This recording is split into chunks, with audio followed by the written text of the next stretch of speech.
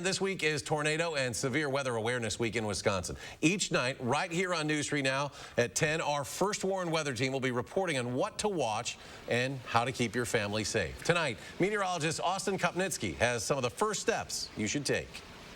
In 1984, the Barneveld tornado killed 9 people as it swept through the community. In the years before Doppler radar began scanning the skies, that tornado struck with little warning. Even though a tornado watch was in effect, it's likely that storm could have been detected with today's technology and a warning issued in advance of the tornado. However, there was a complicating factor. The storm hit just before 1 a.m. after most people had gone to bed. Would an advance warning have changed the outcome?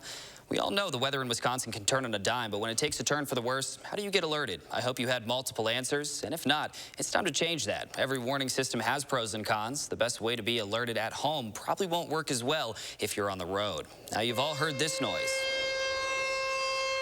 Everybody's familiar with tornado sirens since they have been around for years, but sirens have serious limitations. They can only tell you that there is an emergency, usually for a tornado, but they can't tell you where the storm is, where it's moving, or when it might arrive. Worst of all, the combination of energy-efficient buildings, noise from air conditioning, and sound from the wind, thunder, and rain makes sirens difficult to hear. Don't depend on sirens for your warning if you are at home. Watching First Warn weather coverage on your television is a great way to find out about severe weather and if you're in its path. However, unless you are already watching, it won't alert you to turn us on, and you will lose us if the power fails. Think of our coverage as a supplement to your plan. Just about everybody has a cell phone. Almost all modern smartphones are required to send certain emergency messages as a wireless emergency alert. This will cause your phone to buzz and vibrate and display a text message. The alerts will only trigger if you are in the warned area, but it's not a perfect system.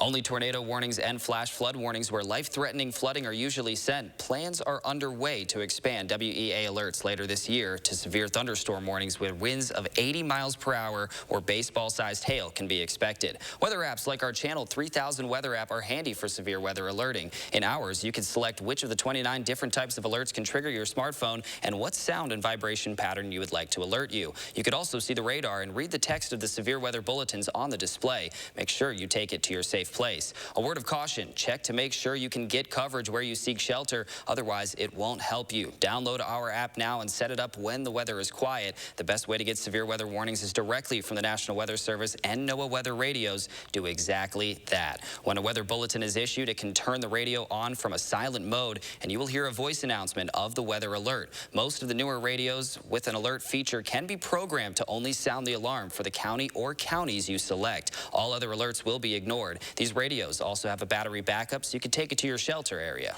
Portable Noaa weather radios are available that you don't have to program and use battery power. These are great for campers. Always have multiple ways to get warned. If severe weather is expected, check that you can get warnings as well as having enough time to seek shelter, even at 1 in the morning, so another Barneveld doesn't happen again.